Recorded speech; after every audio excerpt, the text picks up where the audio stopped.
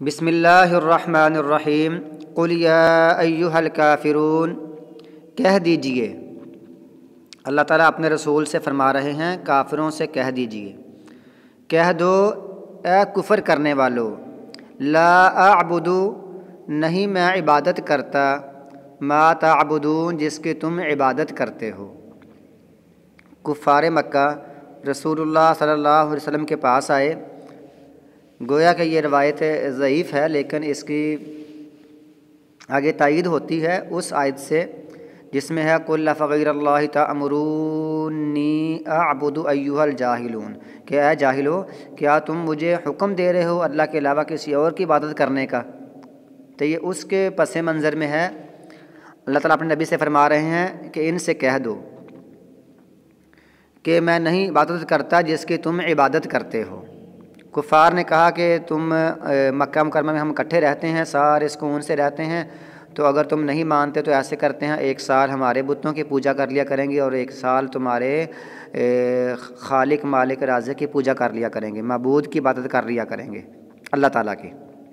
اللہ تعالیٰ نے ان کے جواب میں یہ سورۃ نازل فرمائی ہے، ولا انتم، اور نہیں تم، عابدون، عبادت کرنے والے، ما عابد، جس کی میں عبادت کرتا ہوں۔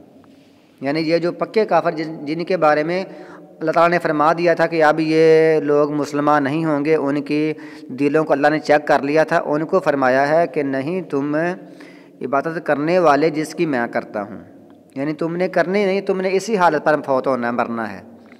ولا انا، اور نہیں ہوں میں، عابد، عبادت کرنے والا، ما عبدتم، جس کی تم نے عبادت کی ہے۔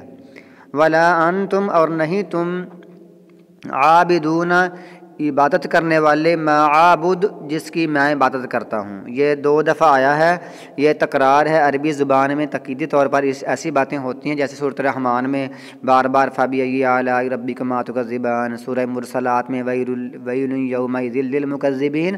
تو یہ تکرار ہے، یہ عربی زبان کا حسن ہے، اس کے اور بھی معنی ہوتے ہیں لیکن یہی صحیح لگتا ہے۔ لَكُمْ دِينُكُمْ وَلِيَ دِينِ، تمہارے لیے تمہارا دین اور میرے لیے میرا دین۔ یہ کیسے ہو سکتا ہے کہ تم ایک سال ہم عبادت کریں تمہارے بتوں کی اور تم کرو ہمارے اللہ کی؟ یہ نہیں ہو سکتا۔ تمہارے لیے تمہارا دین اور ہمارے لیے ہمارا دین، دین بس وہی قبول ہے جو دین اسلام ہے۔ اگر تم دین اسلام قبول نہیں کرو گے تو تم نے جزیہ دے کر رہنا ہے۔ کچھ لوگ یہ سمجھتے ہیں کہ اب جہاد کے ذریعے سے یہ آیتیں ختم ہو چکی ہیں، یہ آیتیں منسوخ ہیں، کہ اب ہم ان کو زور زبردستی جہاد کے ذریعے سے ان کو اسلام قبول کروائیں گے، لیکن نہیں۔ اللہ تعالیٰ فرماتا ہے سورۃ بقرہ میں لا اکراہ فی الدین، کہ دین میں کوئی زبردستی نہیں ہے، دین میں کوئی جبراً اسلام قبول کروانا نہیں ہے۔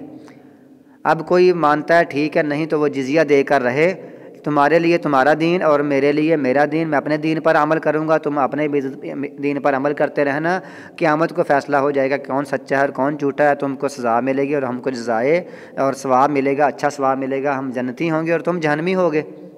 لکم دینکم ولی دین، تمہارے لیے تمہارا دین اور میرے لیے میرا دین۔